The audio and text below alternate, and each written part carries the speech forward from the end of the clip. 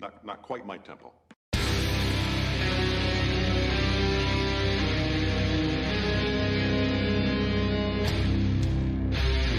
I'm gonna make him an offer he can't refuse.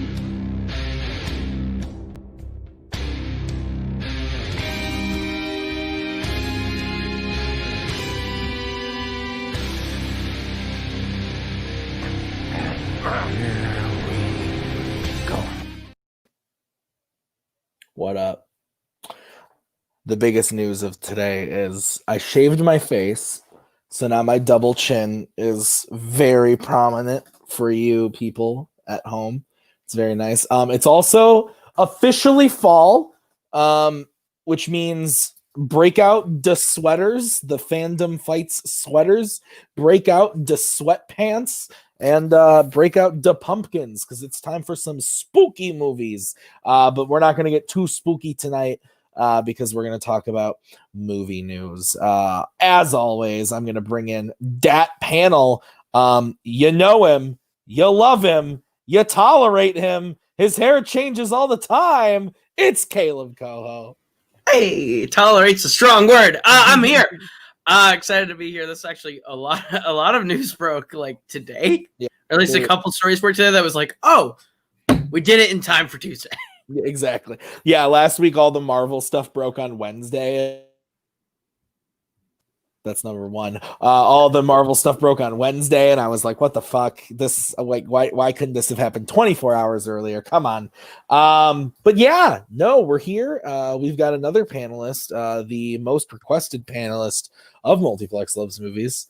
It's Maggie Brzakala. Maggie, how are you? I'm good. I'm here.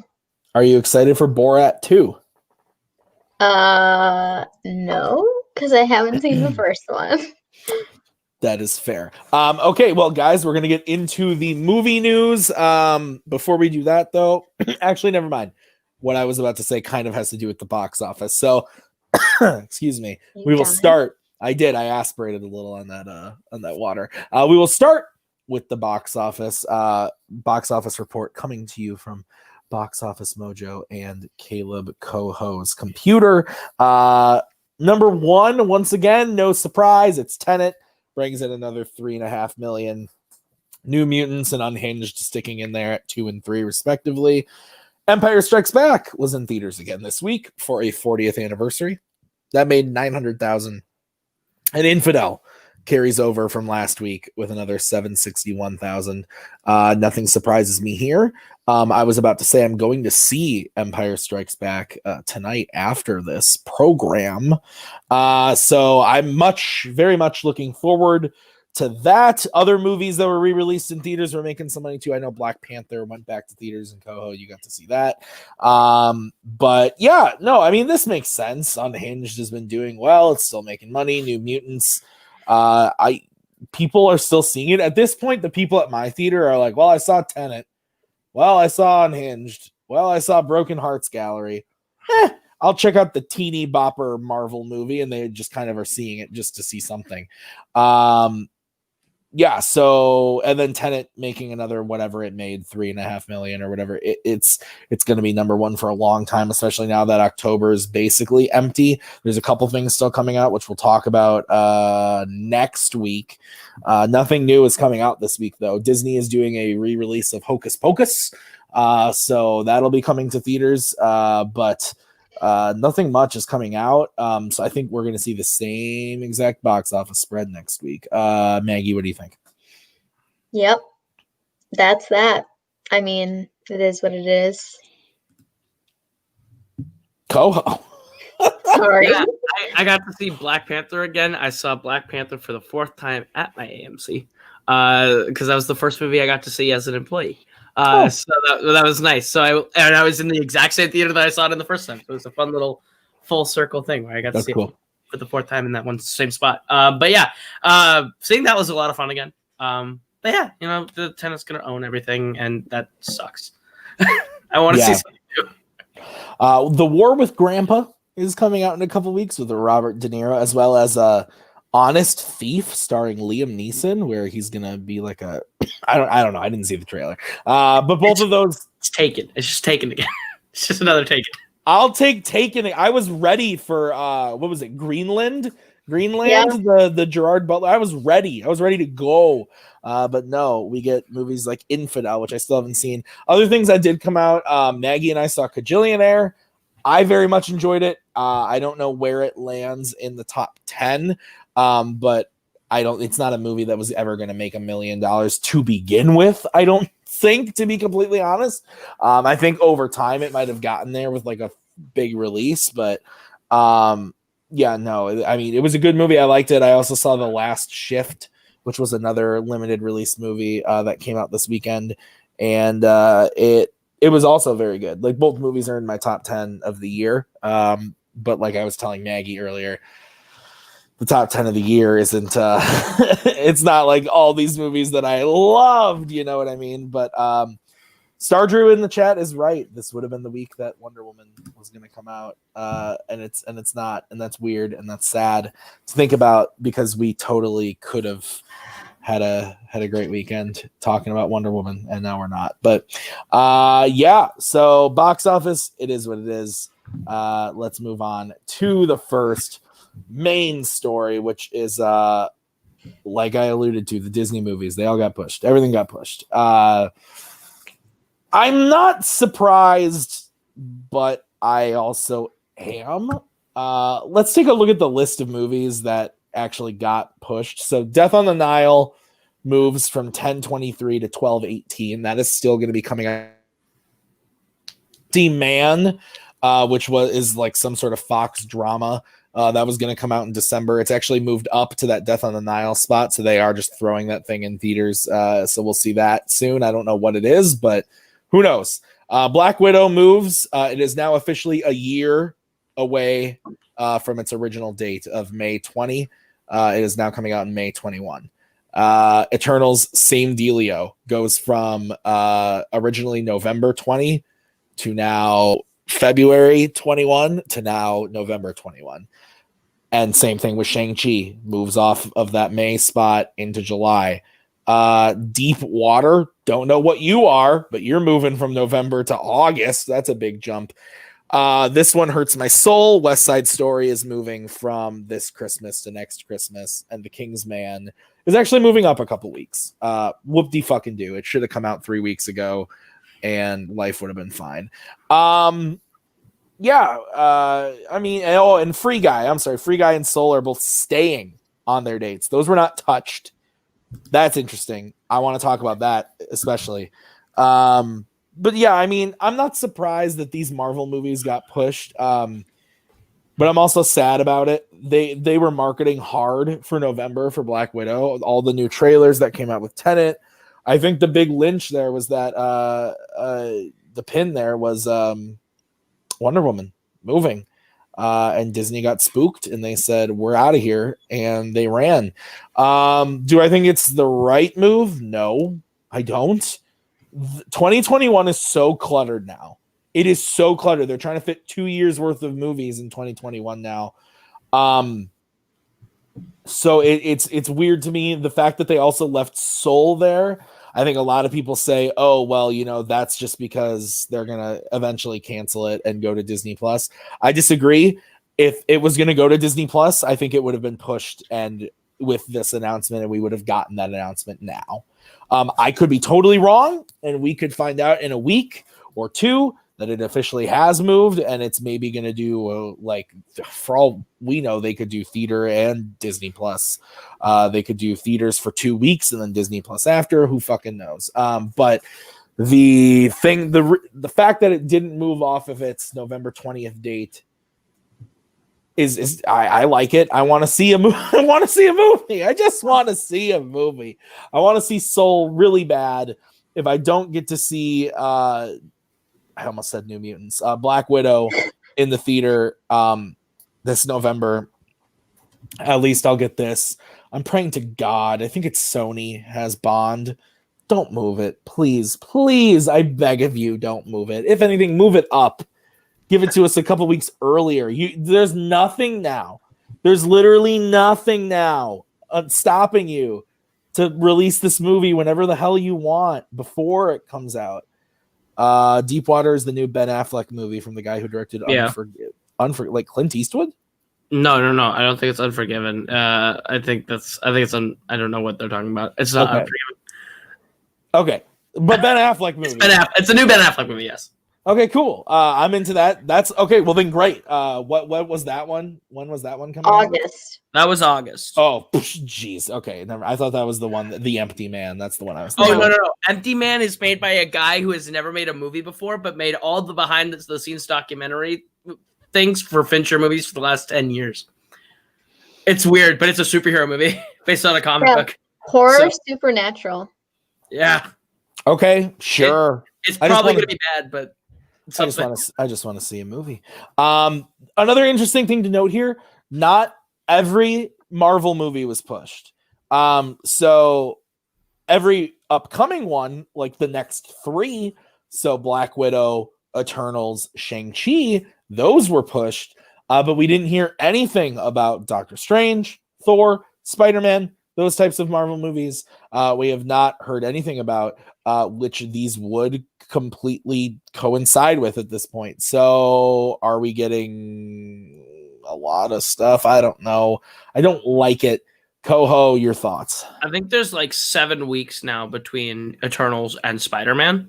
Like there's legit like 7 weeks of space between them, which, hey, that'd be a quick turnaround. Get to see 2 MC movies that close back to back. I'd be okay with that.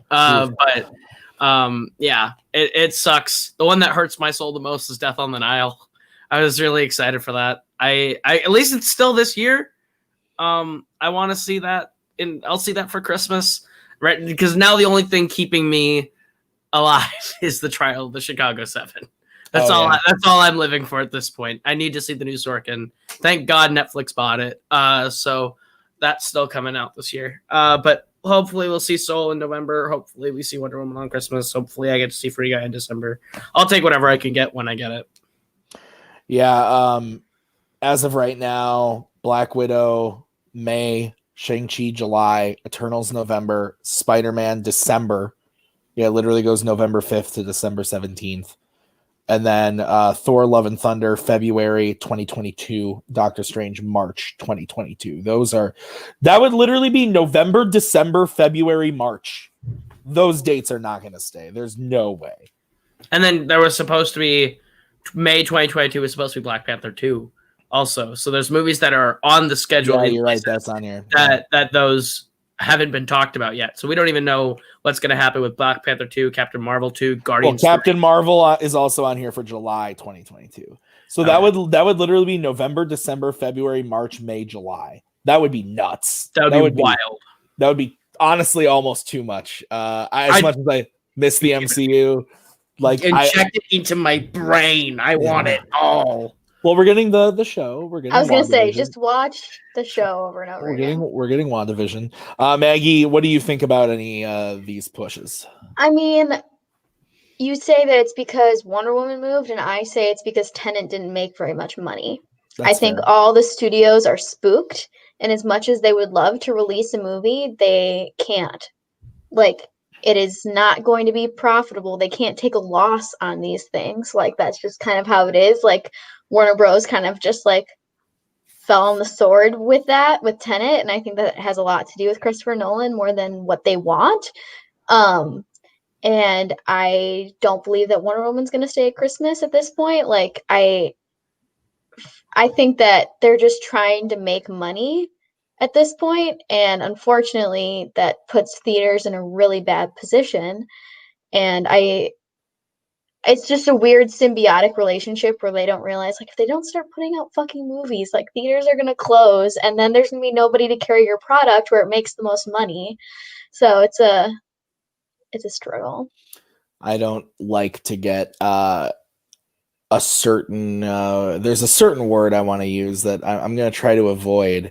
But I think also, and this is, I am not trying to lean any way, but I do truly believe that post-election, we might be seeing more theaters open up and things. Either way the election goes, I think more theaters are going to open up, and more movies will be released, because I think that has a lot to do with it. Take that how you will, but I think that is something to keep in mind, that this is a hot point issue right now. So yeah, it sucks, but we're gonna keep chugging along. Okay, what's next? It is more Disney news. This is fucking weird. This dropped today, and now there's even more developing info on it. But Lion King. If lions could talk again. Barry Jenkins, director of Moonlight, the Oscar winner Moonlight, and If Beale Street Could Talk. I believe Barry Jenkins won the Oscar for screenplay. He's directing a new Lion King movie for Disney, with the same animation as the 2019 movie. And the newest development as well is that it is not a sequel or a remake. So what is it? It's a movie about lions. A prequel? I read somewhere that somebody is saying that it's going to be an origin story on Mufasa. Why What? though? Here's the thing. And if Cody Newberry is around and wants to come scream, please, if he's in the chat and he wants to come and complain, please do. This is so dumb. So I'll be completely honest. I did not hate the 2019 movie. I did not like it. I think there are some good things about it. I think that Billy Eichner is very good in the movie. I think Donald Glover is good in the singing performance. I didn't love him as like his acting or like his voice work. Like, I thought all the voice work was very wooden, but I thought the music of the movie was pretty good.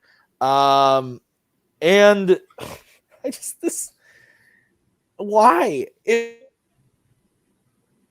it made a bunch of money. Is that the reason? It made $1.6 billion. So they think they have to cash in, but the movie didn't make $1.6 billion because it was a good movie. It made that much because it was the Lion King. I don't think another Lion King movie is going to make that much money. I don't know. Barry Jenkins, what I said on Facebook was, look, I would just much rather see Barry Jenkins put to different, better use in the terms of Disney. Like, give him a Marvel movie or a Star Wars movie, and if he doesn't want to do something like that big budget but wants to do something big budget that's more Disney related, I would rather see him tell like an interesting take on, like, I don't know, the Black Cauldron. Let him do whatever he wants. Yeah, let him do. Like, he's an amazing person of color director. Like, just let him do whatever and give him the money, and it would do well. Like give this, if you're gonna do a Lion King prequel, and because let's be real, Disney's not doing this because the right story came across our desk, the right thing was pitched, and now we want to do. No, the movie made $1.5 billion, and they want to make more money, and they hired someone good. Give this movie to the, what's his name, the fucker who did Dead Men Tell No Tales and Maleficent 2. Joaquin Ronan, yeah. Give him this movie, because Maleficent 2 wasn't awful. It was not good, but it wasn't. It was pretty awful. It was not awful. It wasn't as bad as the first one. And Pirates is horrible. He's on an incline. Give him the weird dub. Incline. Or I'm saying that's what I'm saying. He's going up. Horrible Pirates, horrible. Mediocre Pirates movie to unwatchable Maleficent sequel. No, unwatchable to slightly less unwatchable, but That's still insane. unwatchable. Pirates 5 is better than Pirates 4. Give him this movie. Yeah, give it to the guy who made Jesus, I don't know. Give it to James Bobbin. You're not letting him do a third. Or Joe Johnston, because apparently he's a nutcracker. Like, just you're not giving like him a third Muppets movie, Bobbin. So let him do Lion King. Don't waste Barry Jenkins on this. And if Barry Jenkins comes out and is like, guys, I'm super excited. I love this project. I came up with this. I love it. Then maybe it will be good. But I don't know. And again, if it's why not bring Favreau back? Which again, it's just like one of those things where it's like, I know I didn't like the movie very much, but like, why not bring Favreau back? He's in the Disney family. They love him. Does he? He probably said no. Like, he like really if I doesn't was Jon Favreau, I'd be like, I think I've done all I can here. I'm gonna do something else. Well, and he's working on Mandalorian and stuff too. Right. Like, I think he's busy. Yeah. Koho, what do you think about everything? Why are we doing this? Why is this a thing that's happening? Like the last one sucked. The remake sucks. I'm sorry, it does. And like I don't know why a sequel, sure, makes sense. Fine. Just remake The Lion King 2. Do Romeo and Juliet and just make a shittier sequel. Fine.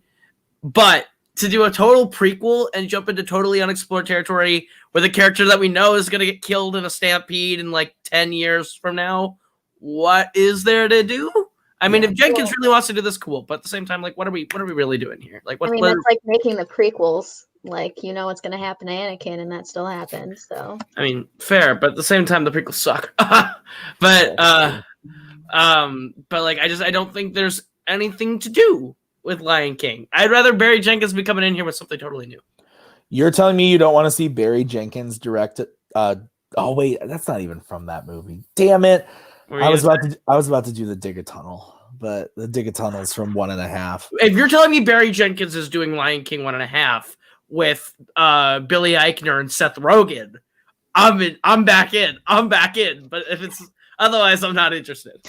No, I'm not interested in this at all. Maggie, what about you? Right, I mean, you've already shared, but right, yeah. I mean, I think you're right. Or if like Barry Jenkins is like, I'm like creating this story that I'm passionate about and I want to do this. It's not because it's a springboard or because or like whatever. Like I know Jon Favreau did it because he likes the technology aspect of it, and that's why he did. The movie, and I just don't understand. Like, it's just a weird leap for Barry Jenkins. It feels like, yeah. But at the same time, I mean, whatever. Like, we're gonna see it, and it's gonna happen, and that is what it is. And I, for the most part, I mean, I trust Barry Jenkins. Like, I can't imagine that he would sign on to do something that he didn't want to do. Like in reality, you know? Yeah.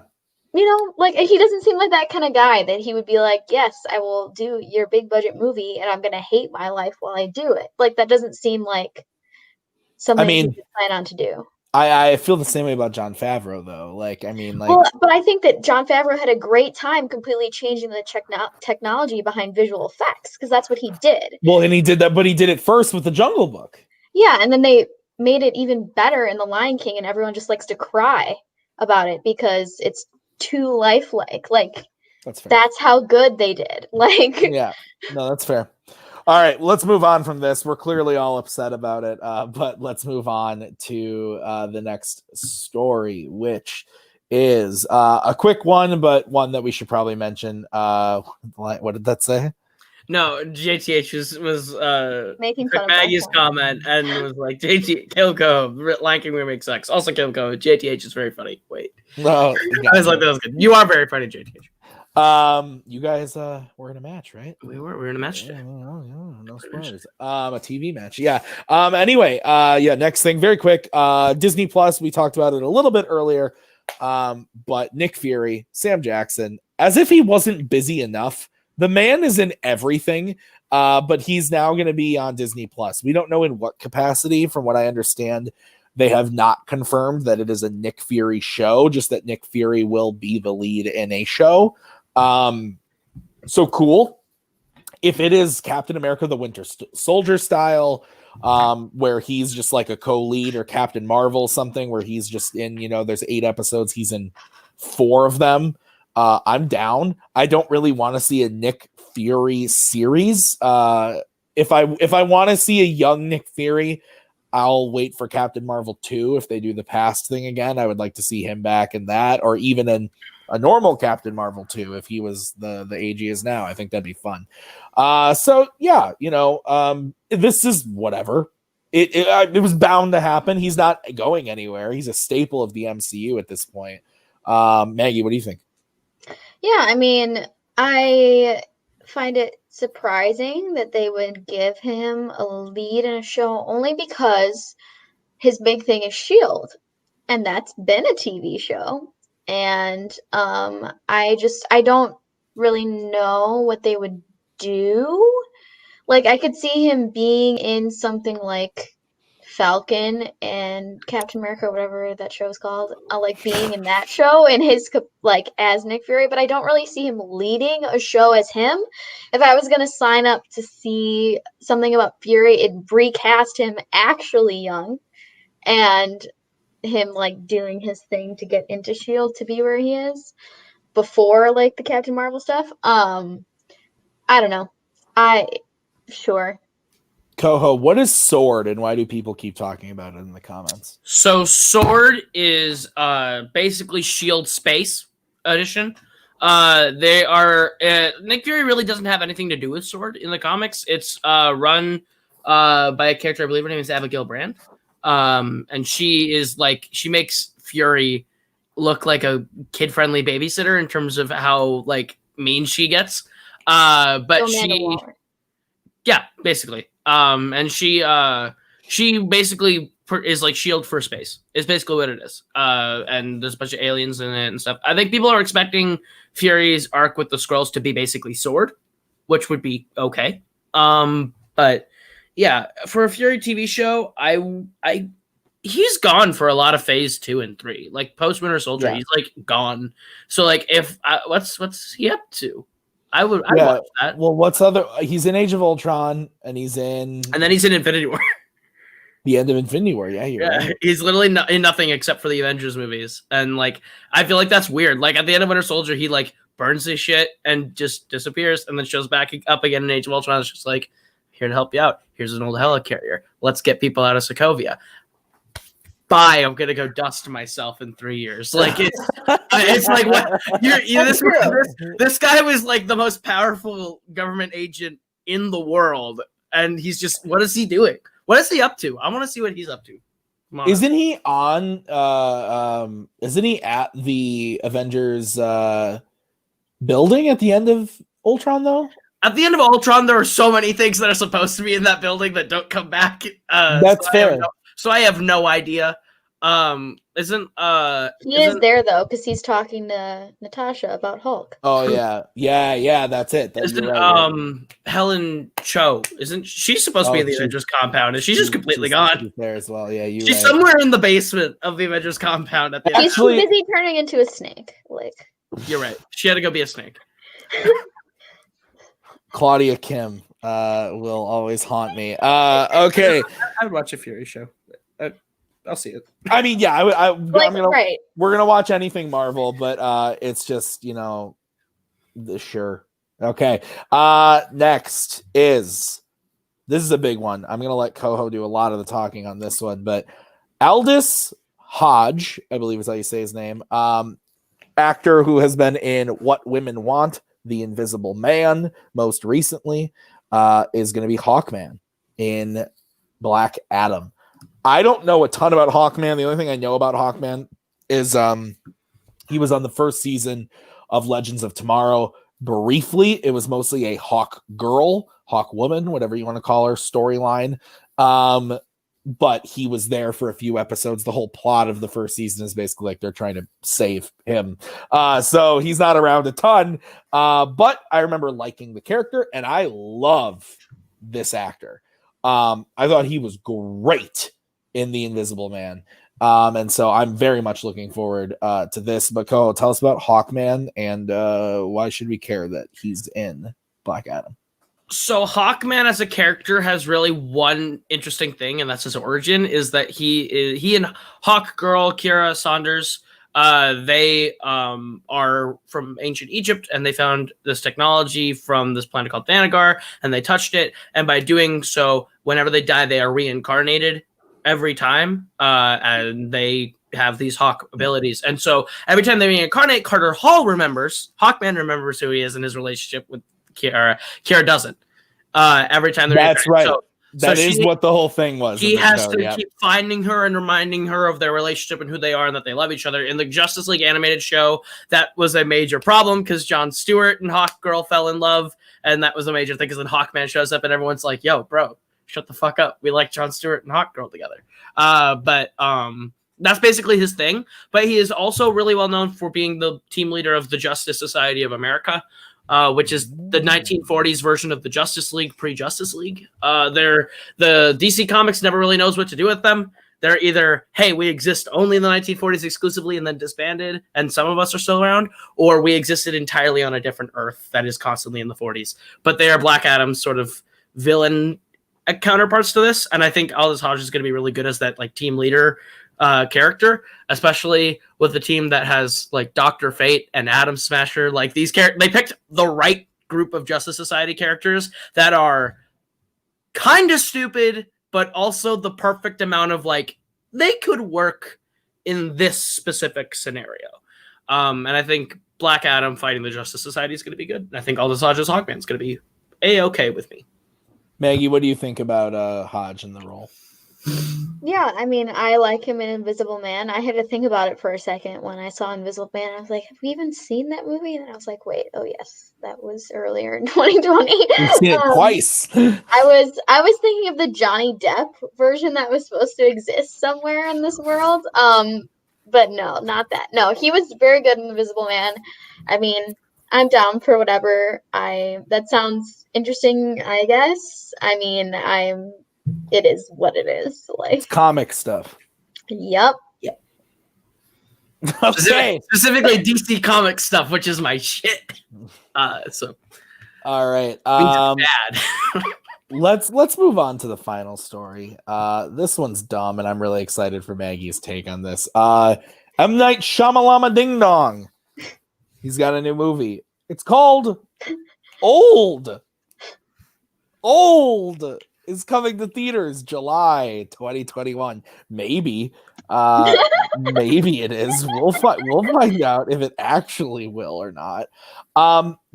The tagline on the poster, which I want to make sure you guys are ready for this. Are you ready for what this poster actually? I'm pretty sure I've seen this poster and the tagline. The tag trip from writer-director M. Night Shyamalan. It's only a matter of time. Mm-hmm. And then the poster is can you throw that back up, Koho? Can you throw that back up? I have to get the poster because I don't have the poster. Oh, okay. Gotcha. It's like an hourglass of bodies. Yes. Mm-hmm. Yeah. That's stupid. What it is. It's so dumb. The person who actually brought this to my attention is Dominic Rizzi, because we were doing a thing that's coming soon to Full Metal, and he goes, "Oh, M. Night Shyamalan just announced his new movie," and I was like, "Oh yeah," and he like started reading me the poster, and I lost it. Listen, M. Night is hit or miss. We all know that. He was the punching bag for a long time, and then he made The Visit. The Visit was pretty decent, and then he made Split, and everyone fell in love with him again. But Glass came out. I didn't care for Glass too much. Glass was a disaster. I think there are redeeming qualities of Glass. I'm not the person who's sitting here being like, oh, it wasn't superhero enough. Meh, meh, meh. It didn't live up to the hype that Split left off on. I love Unbreakable. I love Split. And when Split ended and I realized that it was Unbreakable, I lost my shit. And Glass didn't really live up to the hype of what that could have been to me. That being said, I'm going to see whatever he does next. I really just, oh God, there it is. Look at that. Oof. I just really hope it's something interesting. And I hope, as Rizzy said, he doesn't get too old with his thing here. I don't know, man. Old? I don't know. Maggie, what do you think? I mean, for the most part, I like movies that like have weird twists if I can't guess them. which is not a lot of the time. So I mean, I'm willing to see it. Split was very good, and The Visit was really fucking scary. Like I do not like The Visit because it's scary, but it's also like good because it's scary. I don't know. We'll see. I'm sure we'll see it. And we'll see. I mean, like he said in his tweet, he's lucky to be filming at all. And it's kind of surprising that this is happening, but I'm good for him, I guess. Yeah. Koho, are you a Shamalama Ding Dong fan or MC Shammer, as some people like to call him? Are you a fan of his? No. I wouldn't say fan. I thought Unbreakable was fine. I really do like Split a lot. I think The Visit is fine. I remember seeing that in theaters. That was pretty good. Glass is not great, but I have fun with it. But yeah, I don't think he's whatever he had in 1999 or 2000, like talent wise, is kind of gone. Like there's sparks. Like Split clearly shows he has talent still, or at least some semblance of being able to pretend like he has talent. But like Split and The Visit and that goodwill kind of leading into Glass, like I think he missed his shot to make this movie because Glass kind of shot whatever goodwill he already got back for the most part. I think a lot of people lost any interest they had in what he was doing after Glass was not great. So I'm not really interested. I can't really tell what it's about. So we'll see. I might watch it for the twist. Yeah. That's always his thing, though. Like I remember when Lady in the Water came out and The Happening, and it was just like you don't know because he doesn't really say, and then you go in and you're like, oh, okay, like sure. I made a movie about myself, playing myself as a writer who has to save the world and is smarter than everyone else. Anyway, I wish this movie would have come out before Glass. I wish he did Split and let the hype rise for Glass a little bit, maybe take more time. I know that he said that he wrote Split for like years ago, right after Unbreakable, but Unbreakable didn't do well enough. He couldn't have made these movies, whatever. I wish there would have been more time, but it is what it is. We'll see what happens when it happens. Last thing we'll briefly talk about this just because Malcolm brought it up. We briefly mentioned it earlier as a joke. But Borat 2 is coming out. It's coming to Amazon this October. It was secretly filmed in quarantine. And once, what was it, Maggie? What did they say? Like the unions or something let them film again? What did I say earlier? Oh, yeah. Basically, yeah. They had to like wait for them to get the okay to bring like the minimal amount of staff together to film the movie, or staff is not the right word, crew to film the movie, and then they did. So Borat 2 officially coming in October. Have you heard the official title for this yet? Yeah, I don't want to read it. We're insane. We're not gonna read it. We're not gonna read it. Only because A, I don't need this video to get blocked, and B, we'll just wait. Because that's also not confirmed that that's the official title.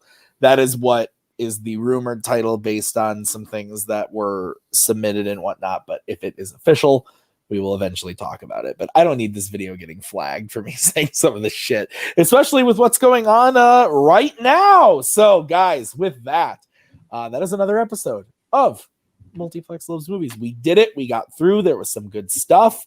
Don't go away, though, because we have some things to tell you. We got some things to talk about, people. New TV match just went up today. This weekend, big Warzone stuff going on. There's a retirement match, but there's also title time. Both titles are on the line. Kaleb Boatman puts his title on the line against Andrew Barr. That's on Friday night. But first, Thursday night, I can't point at you. This guy and his partner, Holtzman, are going up against Concept for the Warzone Teams titles. Koho, how are we feeling about that match? Frightened. Yeah, it should be fun, whatever happens. But this is my first time playing for a General Movies title ever. anywhere. So this is a huge shot for me. It's also his first title match ever. So it's a lot of pressure and a lot of fun, but we've put in a lot of work for it. So dope. So then also coming out, Fandom, we have the start of our new Fall Frenzy tournament, the teams tournament. You're going to want to see that. 2X Trivia Night is also on Sunday. I'm trying to think I remember the other thing I was going to say. If you didn't watch Cody's mix-up video last night, the mix-up video last night that was aired, where him and Koho went through and spun the wheel, got the mix-up teams. Go and check that out because that's what's going to be going on in Warzone for the rest of the season for teams. So that's fun. There were some really fun teams made up there.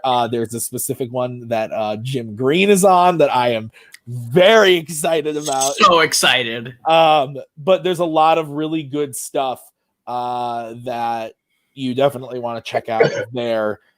So be sure to watch that video as well as Miscellaneous also aired. Bless you, my love. So I think that is it, unless I'm forgetting something, Mr. Koho. We said the tournament was starting. She is playing on Friday.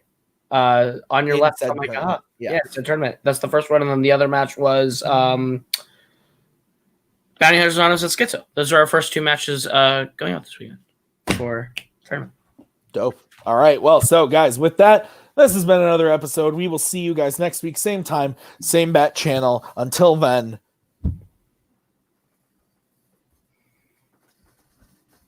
bye-bye. You're still here? It's over. She's out of our hair, and just when I dare to care, she says, au contraire, you're my pair of friends. I love you. Keep it together, man.